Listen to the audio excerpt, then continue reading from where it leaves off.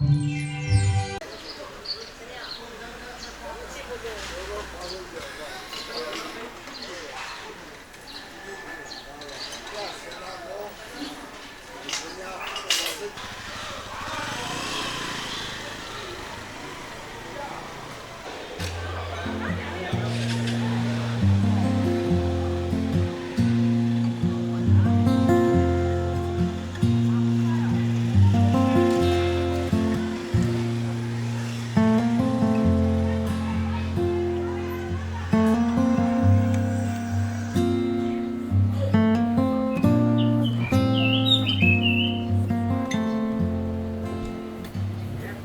亏，好多钱？3元一个。哎呀，这老是多亏了。都什么馅儿的？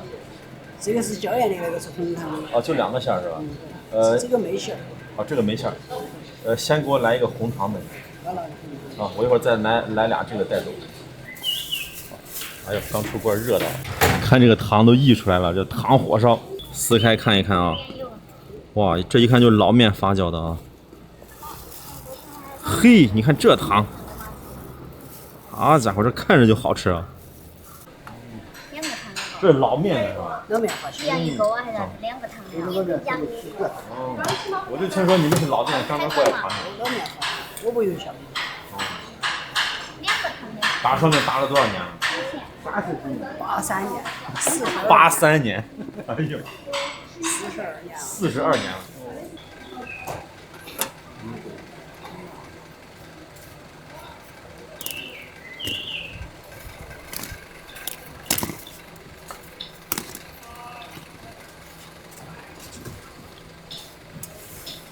几个大爷？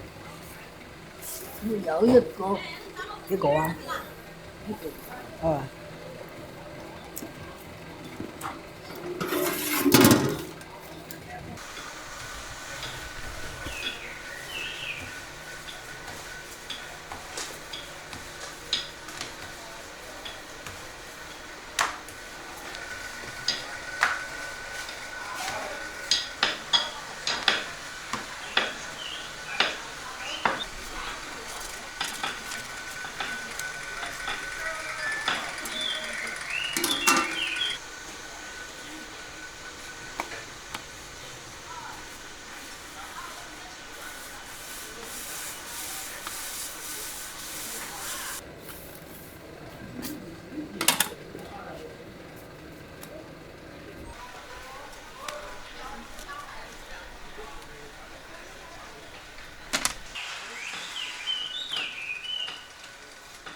这俩是刚出锅的，还烧呢。这大姐跟我说，你不能封口，要这样晾着。那我这一大早买这俩烧饼干啥呢？看对面啊，这2家店我就是互补型的店。这3合园蹄花烧菜。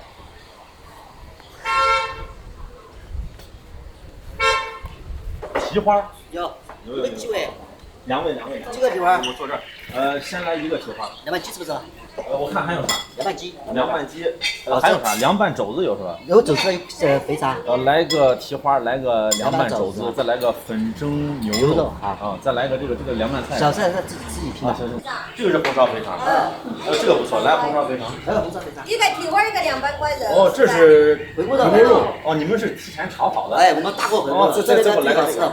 行，给我来个这个。看这个回锅肉，第一次见提前炒好的放在这儿。你们是开到几点钟这店？早上6点到下午2点。哦，我就听说你们这个蹄花是动不动就卖没了，我得赶紧早来了。来点红油啊。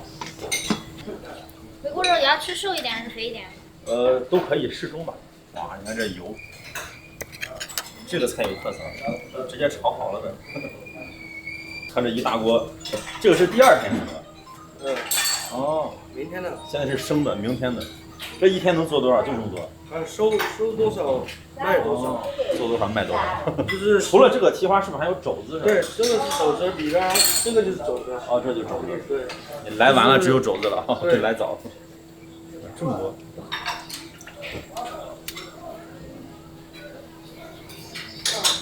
就拿这个盛是吧？啊，可以拼。行，好。烧辣椒，啊，这土豆丝，这小菜太复杂了，太多了。这是啥？茄子，哦，这是豆豉炒的大头菜。萝卜干、辣白菜，这是川芎，你们可能没吃过。这个是啥？川芎，哦，这是我们这边的特色。是不是雪里红？也不一样。怎么说？它是一味药材。药材做的了。哦，一味药材。一般的话就是它嫩的时候，就现在吃，就是嫩芽的时候，稍微那个。这个是季节性的吗？季节性的。是现在有是吧？对对。哦然后夏天里面川芎。对，川芎，它是一味药材。这是啥？这是笋。对，竹笋。哦，还是个药材。那就3个丢这儿。好。川芎，就这个川芎。对，这是一味药材。其实就是它可以作为药用。哦，这闻着有点那种蒿味儿是吧？对。这看起来特别脆是吧？对，杆儿。你就那你可以嚼着。哦。它有啥作用？止痛。止痛、活血化瘀的那种。挺好。就现在这个季节吃的川芎，第一次听这个东西。萝卜丝儿看着挺好啊。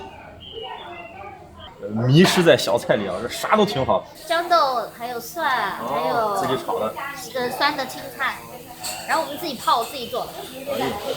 这小菜看着太丰盛了。好。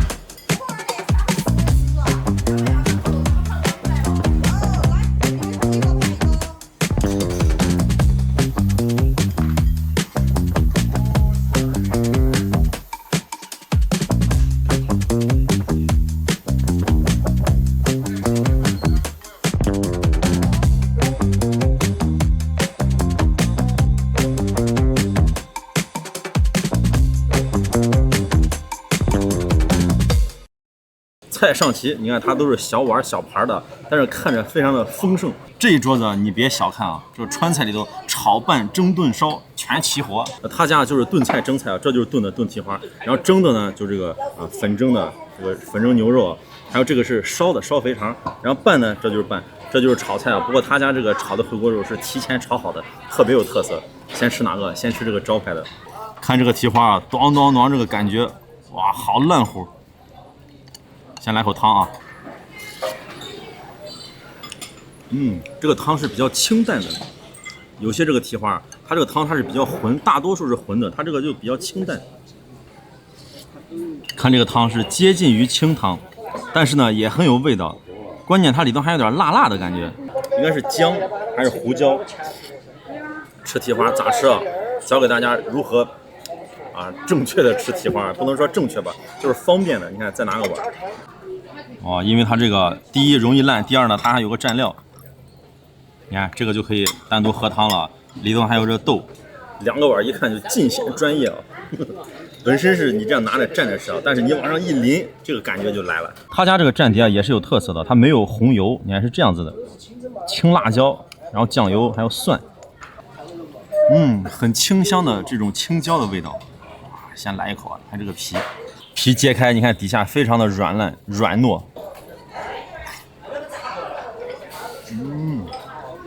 哇，好吃的。它好吃在哪儿呢？就是你不蘸这个蘸料，它本身啊就很香，五香味这种。关键这个口感，哇，你看这个，我这个感觉，哇，这一口下去，骨头一抿就出来了。把这个料给它拌充分啊，和转，哇，你看这筋儿，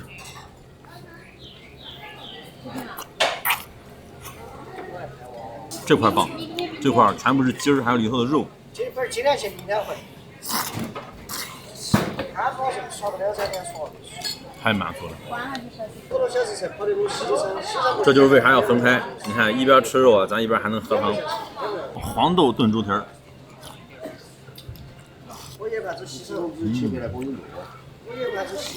现在给大家解密啊，为啥买2个这锅盔？你看人家也有主食啊，这是米饭，这个碗还挺有意思。你看这寿比南山啊，这平盖吃饭。但是这米饭啊，咱一会儿再吃，先吃这个锅盔，大烧饼，哎呀，还热着呢。外面又酥脆，里头又筋道。哇！这外头一个脆壳，给它分开以后干啥啊？这么多的菜随便往里加。啊，这老单这来到成都，也爱吃夹馍。它这个烧饼，你看里头是椒盐的，一层一层，有点空心儿，它也加了一点这种油酥，本身有点味道，非常的香。哇，越嚼越香，很浓的这种麦香味儿。这老店做的这锅盔到底是不一样。回锅肉往里一加，哎呀，这才是一套。你就说这能不好吃吗？来点肥的啊，这必须得来点肥的，肥瘦相间才好吃。你看有肥有瘦有皮，最主要得来点蒜苗。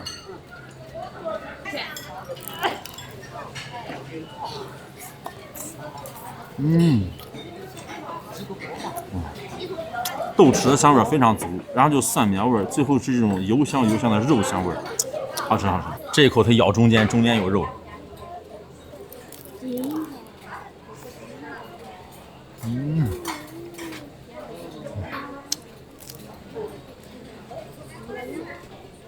哎呀，再来点川芎，绿菜。哎呀，你说这么吃还能不好吃吗？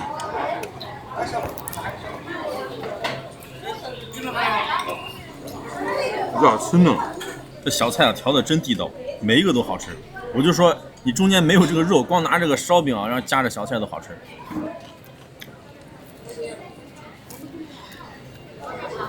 哎呀，棒棒棒！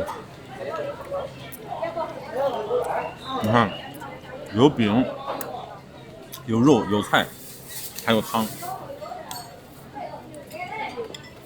要不然噎得慌。如果说这个回锅肉你吃的还不够过瘾，再给你介绍一个产品啊，粉蒸牛肉。哇，你看这蒸的多烂乎，这红油上面是蒜还有香菜，给它拌一拌。哎呀，你看见这就不过了。这好家伙，往里一夹，这吃了还能活，这不过了。太香了！你看这来到这四川啊，这都是吃米饭，这本地人都不懂咱这吃法。你看这，再来这块有点肥肉，比较香。哎呀，这得接着。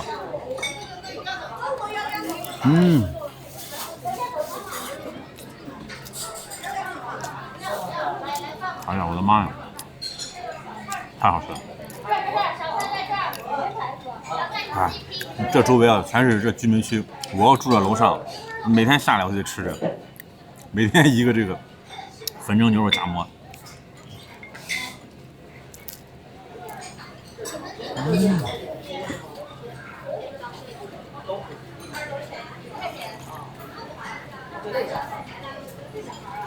好吃。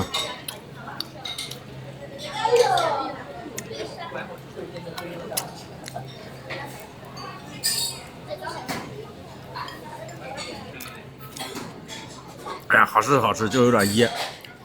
这一口下去，脖子能抻2里地。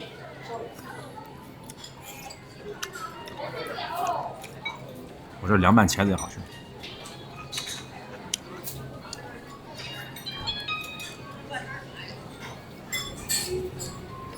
哇，这个配凉拌茄子太好吃了。就这样，凉拌茄子和这个。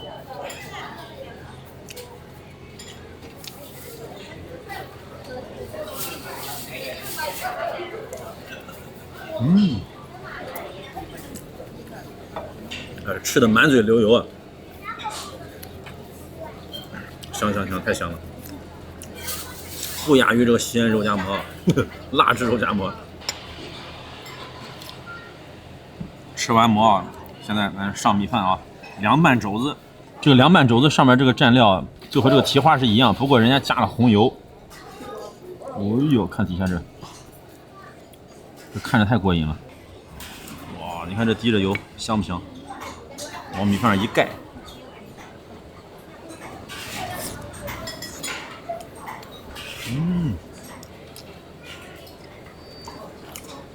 哇，难以拔死。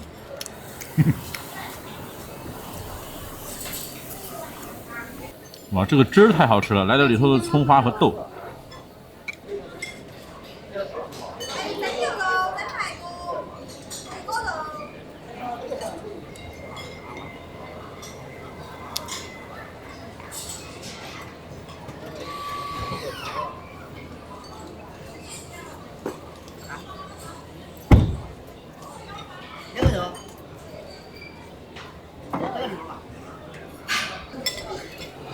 这米饭也不错啊。我7块钱的走。再来碗米饭，尝尝这个红烧肥肠，这还有土豆。最后稍微的来点汤。这川菜里头啊，这个四川人啊，就平时吃的这家常菜，就民间菜，就是3蒸9扣比较多，味道比较家常。家常的美食啊，才不失滋味，天天都能吃。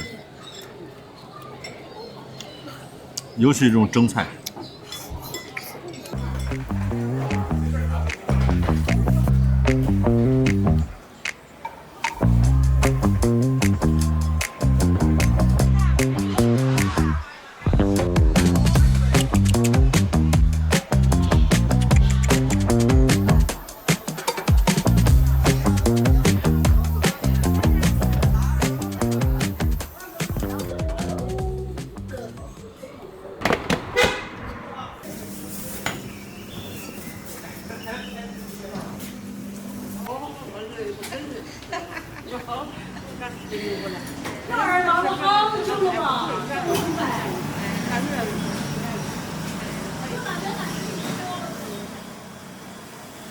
来到都江堰有一个特色小吃啊，可以尝一尝，就是馍馍。那啥是馍馍呢？我之前唱了一个四川的童谣，就是胖娃儿买馍馍，馍馍没得糖，气的胖娃儿哭一场。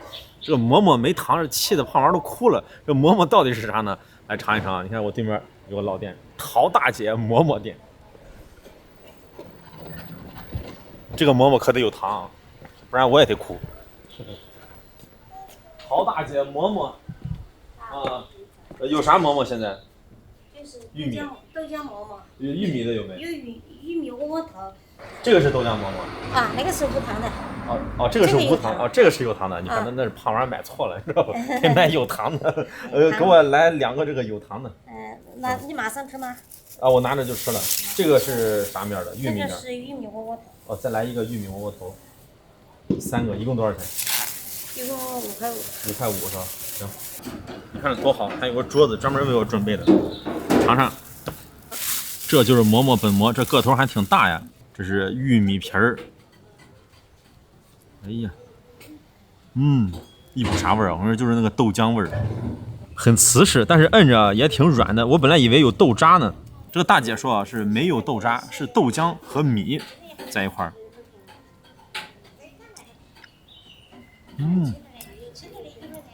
有糖有糖，真有糖，甜甜的，很浓的豆香味儿。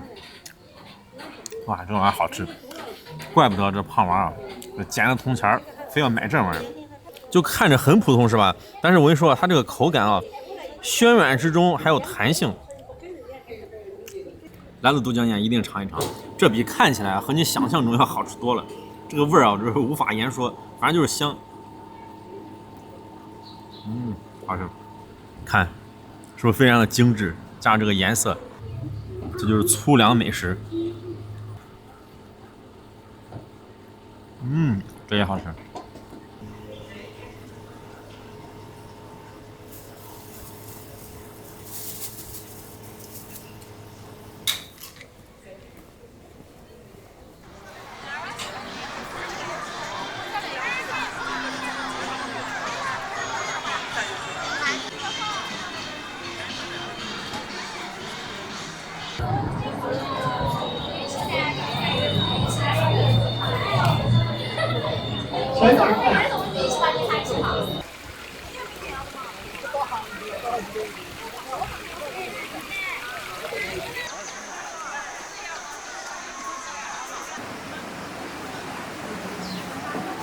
我现在来到这个地方厉害了，它是闪耀着古人的智慧，到现在仍在发挥作用的一座古老的水利工程——都江堰。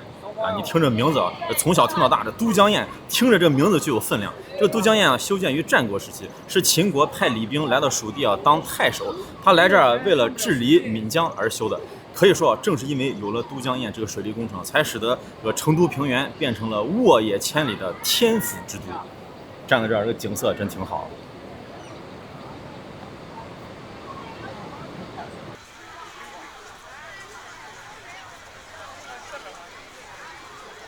在伏龙观里头有一个李冰的像，这个石像呢是东汉的时候为了纪念李冰给他雕刻的。然后1974年在哪儿出土的呢？就是在都江堰的外河啊，这个河床淤泥里头给打捞上来的。然后这个伏龙观还有一个匾“公追神鱼”，就为了纪念他。鱼嘴。李冰在岷江湾岛上用猪笼垒石投至江中，巩固鱼嘴分水堤。鱼嘴将岷江分为内外两江，内江窄而深，用以灌溉；外江宽而浅，用以泄洪排沙。水量分4流，风水期因循湾岛水利学的规律，根据湾岛环流的原理，大部分沙石在鱼嘴处随外江航走。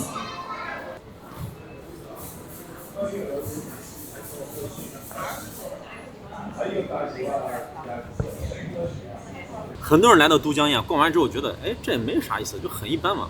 哎，我跟你讲，他其实没有搞明白这个水利工程这个原理。如果你明白其中的原理啊，你就觉得哇，太精妙了，真的是古人的智慧啊！看，阿星啊，为了让你听懂啊，有备而来。阿星上课环节来了啊，这就是都江堰全景的照片。一看这个全景你就明白了，这个都江堰啊，它是无坝治水，就没有大坝。咱要想讲明白都江堰啊，它给它恢复到原来的样子。原来啥样子呢？你看就没有这个河，啊，也没有这个河啊，全给它挡住，这儿都没有。更牛的是啥啊？把这个撕开，把这个叶子撕开，就没有中间这个小岛一样的，这个叫金刚堤，就没有这个。那这么看就明白了，以前的时候这就是岷江，就这样子流过来，就一条河，就没有这些东西。在没有都江堰之前啊，这个岷江是喜怒无常，因为它的地势啊比成都平原高。然后到了丰水期的时候啊，容易形成这种洪涝灾害，哗，水就把平原淹了。然后到了枯水期的时候呢，因为没有就是合适的这种水道，这个水就到不了平原里头，就没法灌溉，所以说是水多也不行，水少也不行。这个时候呢，李冰父子来到这儿治水，他们想到第一个方案就是给这儿开个口子。你看，这就是宝瓶口，这么小小的口，像一个瓶子的口一样，所以叫宝瓶口。开这个口子呢，就把水从这儿引到了平原。这边就是成都平原，但是还有一个问题啊，啥问题呢？就这个山啊特别的硬，你想把它凿个口子啊，就非常的费劲。那这个山叫玉垒山，好家伙，你听这名字就不简单，就感觉硬。那个时候也没炸药，咋办呢？这也难不到古人，就李冰父子就想了个办法啊，烧山凿石。咋样烧呢？就运很多木材过来，然后烧石头，把石头烧热之后呢，然后泼水，然后再烧热呢，再泼水，然后等它这个有裂缝，因为热胀冷缩，它这个裂缝就有了，这时候就好凿了。然后啪啪啪一凿，然后一烧一泼水，然后一凿，一烧一泼水一凿，就重复这个动作，重复了8年，用了8年时间啊，才把这个小小的宝瓶口凿开。但是凿开之后还有一个问题，啥问题啊？就是水势一大，到了丰水期啊，它整个这块还是会淹，因为水量太多了。你开了这个河啊，它把这个平原淹的就更厉害。这个时候啊，李冰父子又想到一个办法啊，给这儿修了一个金刚堤。这是干啥的呢？这儿有一个鱼嘴尖尖的，把这个岷江分成了外江还有内江。这个外江呢比较宽，但是啊它河床很浅。这个内江呢它比较窄，但是它的河床呢就很深。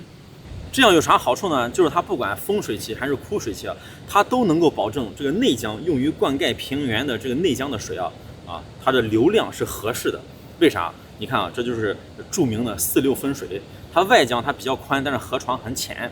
然后到了这个丰水期的时候啊，大量的水就走那边了，因为它比较宽嘛河道，然后这边就窄，然后这边就走40%，这40%的水啊进到内江里头，它就不容易淹。到了枯水期啊，你别看这个外江它很宽，但是它的河床很浅，这水流到这儿有可能啊这块就没了，因为水少嘛，都干了，这个外江都干了，但是它所有的水都流到这儿。这就是啥原理啊？它这个水往低处流，对不对？哎，现在这个水分的到位了，可以了。但是还有一个问题，大禹曾经说过一句话啊，这治水里的顶流啊，说过啥话呢？治水先治沙。为啥？如果你不治沙啊，这可能就是一代人的工程，或者就是10几20年，这随着堆积的沙子多，河床抬高还是会淹。治水一定要先治沙。怎么治沙呢？你看这儿，在这里修了一个飞沙堰。这个飞沙堰是干啥的？你看这个水过来之后啊，这儿进行一个回流，然后所有的沙子都堆在这儿了。这个飞沙堰它修的不高，浅浅的，堆在这儿以后呢，然后到了丰水期的时候，水一大，这个水啊就会没过飞沙堰，就把这个沙子又冲到外江里头，然后从这儿就走了，就不会堵塞这个地方。但是啊，这个地方呢还是会堆积一些沙子，所以说这儿就是比如说1年或者2年啊，要人工清理一下。怎么清理呢？你看这李斌父子啊，这干活这够敬业，够贴心啊，特别严谨。他在这儿埋了几个卧铁，就是说你挖这个沙子的时候，你看到有卧铁了就可以了，就到这儿就行了。你觉得这样已经很完美了，但是有的时候这个水会非常非常大，就是几十年难遇的洪水来了怎么办？你看这儿又修了一条河，就也能排水，你看没？万无一失。除了4、6分水啊，还利用了28排沙，这就是古人的智慧啊，修建了这个举世闻名的都江堰，太厉害。啥？你没听明白？哎呀，你这闷怂，这是，哎呀，傻瓜，怕不？哎呀，来，再给你讲一遍吧。我不跟你说了，你这太麻烦了，你不懂，你上网查去吧。正是因为有了都江堰的建成啊，才使得成都平原啊成了秦国后方的粮仓，然后秦国这个战力就上升啊。可以说这个都江堰就改变了中国的历史啊，历史进程就因为都江堰都改变了，厉害啊！为啥？你看秦有了后方粮仓。然后才统一了中国，统一了中国啊，才有了咱现在的中国，有了咱现在的中国，才有我，是不是？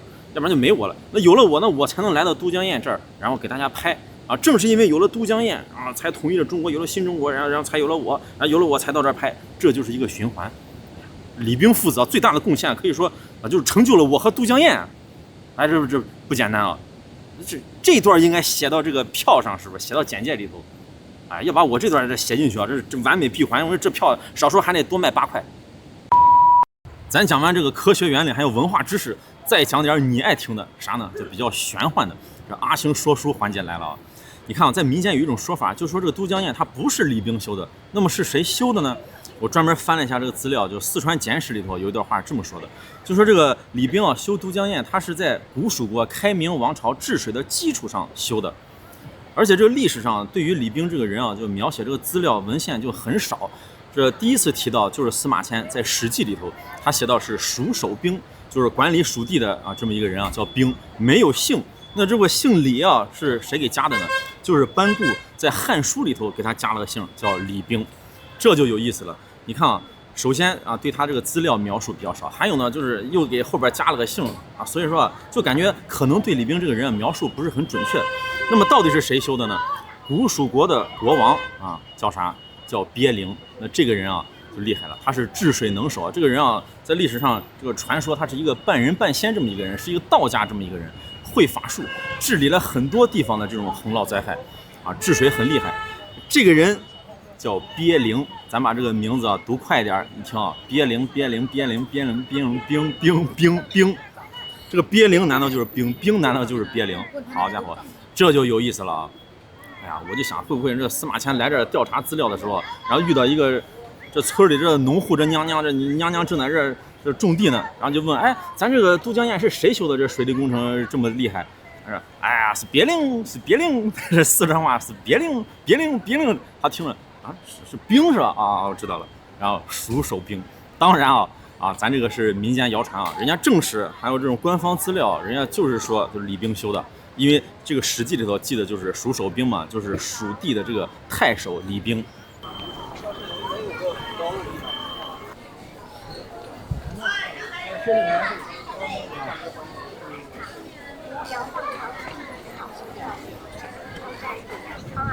请逗留摇晃啊！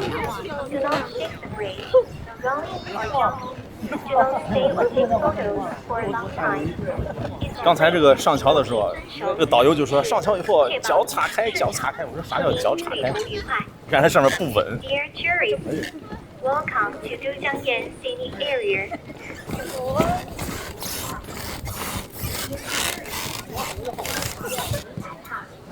哎呀，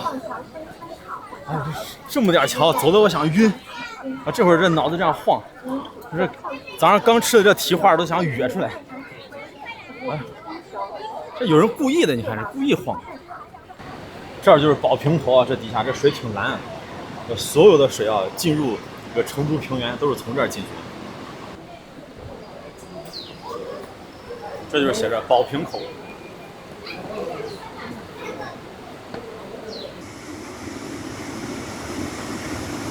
这就是飞沙堰，你看这个飞沙堰啊，它这个高度呢就很低，基本上和这个河啊平行的，就稍微水位一上涨，然后大部分的沙子不是积在这儿嘛，然后水一冲，这个大水啊就到外河去了，冲走了，这就是利用资源。你看，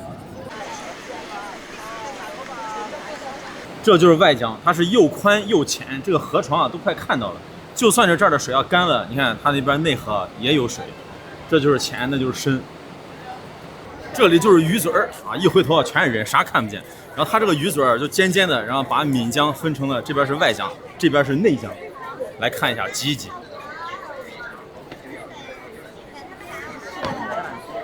尖嘴儿。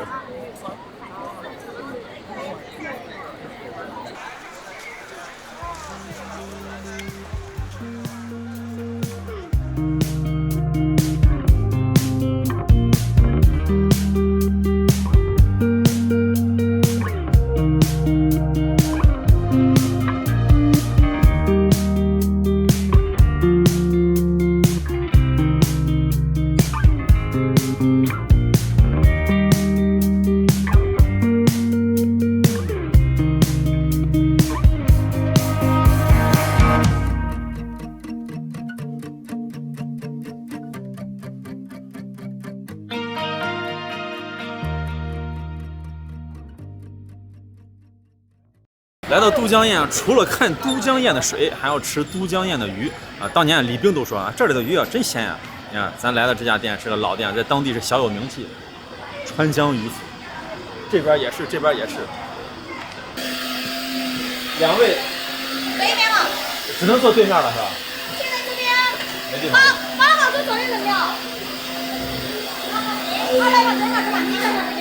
看它这个菜单啊，这鱼有很多，有黄辣丁，还有花鲢，还有这沙网鱼，还有乌鱼，36一斤，这黄辣丁是48。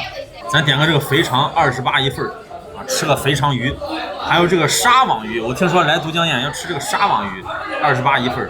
看它这个锅底很有意思啊，一次性锅底，特别的复杂。你看有经典红汤、鸳鸯锅、三鲜锅，哎，我要一个双拼的。双拼2种口味啊，有红有青花椒。不用看鱼吗？我意思是，就在这儿点了是吧？你想去看，我带你去看。啊，你带我看看鱼，你带我看看鱼，我想看一下。就想看鱼，你看吃鱼就想看鱼。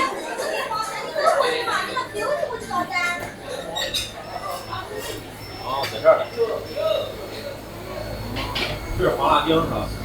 下面那个是黄辣丁，这个哪一个？我给我来2斤黄辣丁，还有那个花鲢，花鲢有没有小一点？最小的多少？最小的就3斤。那行，2斤黄辣丁，然后一个最小的花鲢。可以。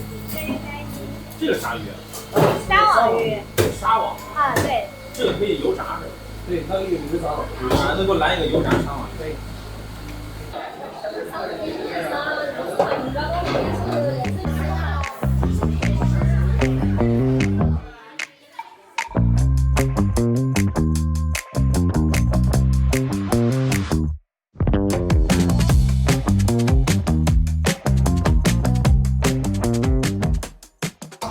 这一次性都下了是吧？要一半。啊，好，一样一半。这个要先下。哦，这个要先下。要一半吗？哎，都一样一半。魔芋。哦，要一半，这个好吃，这个是啊。啊，这个就都下这边了。就下这边。啊。肥肠鱼。哦，这个一样半吗？啊，一样一半。全都下了是吧？那等一下下一口鱼。啊，等一下啊，这个等会儿下。哎呀，这鱼头好大。这个最后下，这个快得很。哦，那个快。这个是鱼的。这个为啥最后下？是啥部位？它是鱼片。啊，它是最快的。啊，最嫩。哦，对的。然后就下这个。还用这个？哦，因为它是活的，不动是吧？专业。一样一半啊。啊，一样一半。哦。还有一个。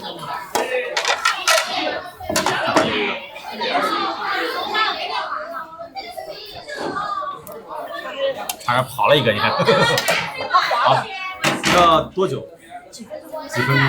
这个有意思啊！你看这还能看见一点，而且它刚好中间平分，一边红一边青色。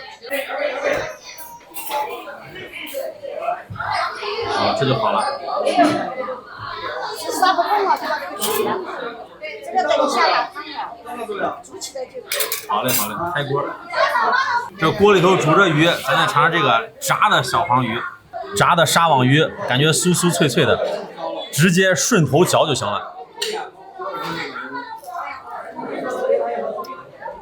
哎呀，真香！下酒神器，蘸点辣椒面。这个有意思啊，我头一回见啊，就着蒜片和辣椒吃这种炸鱼。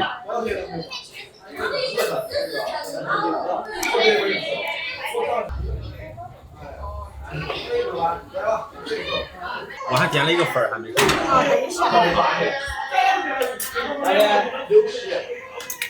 可以吃了是吧？煮了就打汤就可以了。OK， 好嘞好嘞。这饿呀这。葱花、豌豆，然后底下是这种辣椒，还有蒜。热汤往上一浇，哎，这个油碗就好了。可不能光浇汤啊，一定要来点这个红油，这个红油有味道。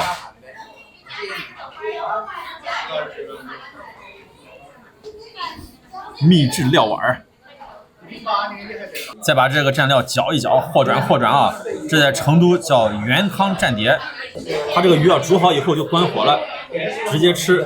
先尝这个经典的红汤，这黄辣丁。它这黄辣丁你看是比较小只的，肉更嫩。我先尝个原味啊。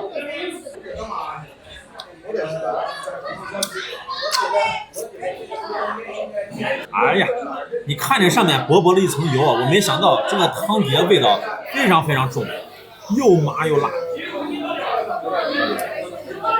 这黄辣丁的肉啊特别嫩。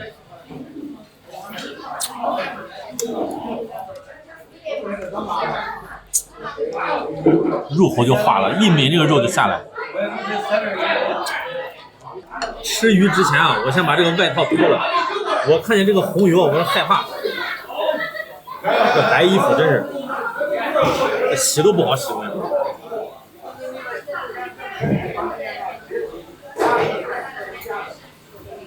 这才能施展开啊！尝这个花莲，你看它这个鱼片非常的嫩，筷子都不好夹。蘸点这个料汁儿，你看这个肉白白嫩嫩的，好吃好吃，要亲命了，怪不得这么多人啊，太有味道了。这一口下去了，这才是川味儿，麻辣鲜香。再尝这个青花椒的，这个鲢鱼啊，最好吃的就是这个鲢鱼头啊，在这儿呢。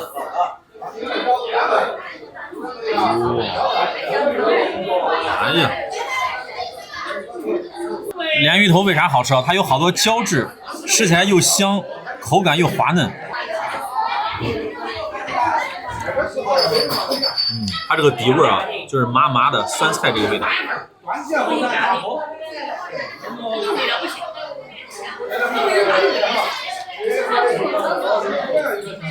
好吃，这个底味啥都不用蘸都好吃。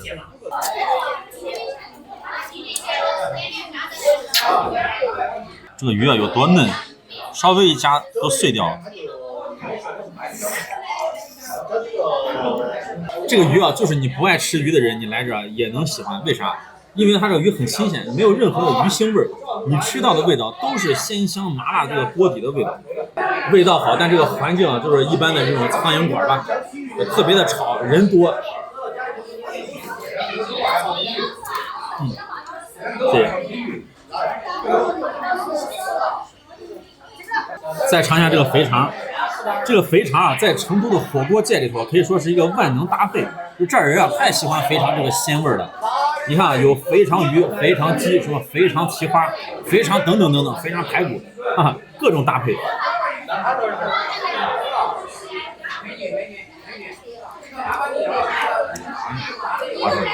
啊，肥肠必须再加一份，太香了。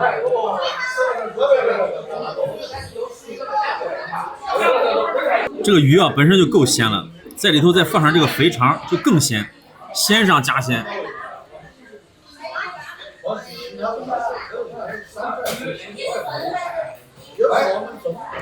软软糯糯，吃完这边吃这边，好家伙，左右开弓啊！再尝这个魔芋，这种鱼火锅因为它汤很鲜啊，一定要点魔芋，魔芋提早下进去就吸味儿。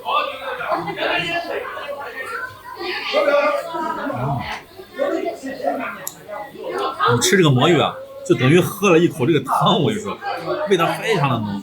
然后咱现在把鱼吃完，吃完之后呢，这还能下豆花，还有这个粉儿，这两样也是必备的。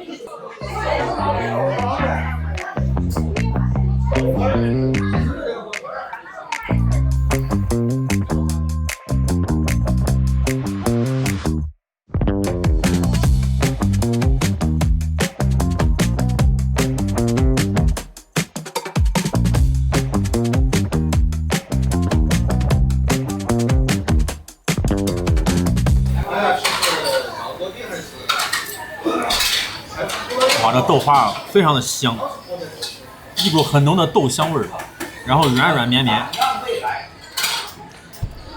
你看吃鱼啊，我就发现一个问题，你不管吃多少斤鱼，你老是感觉吃不饱，没主食。你看，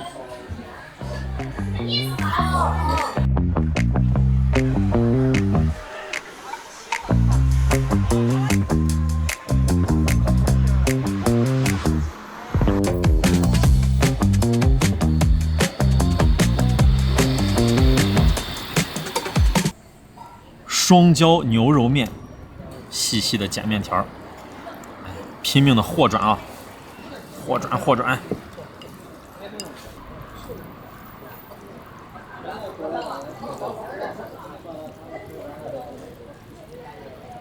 这人啊，吃不饱就容易难受，这一难受呢，就情绪就不好，这一情绪不好就容易衰老啊。所以啊，为了年轻啊，还是要吃饱。这为了吃饭，那有800个理由。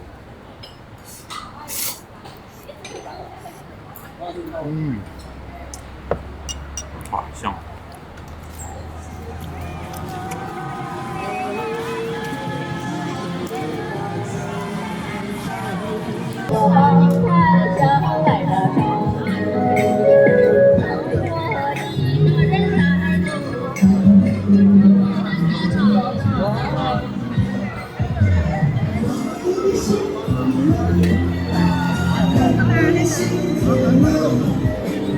缘分让我们在一起，一辈子相处牵挂。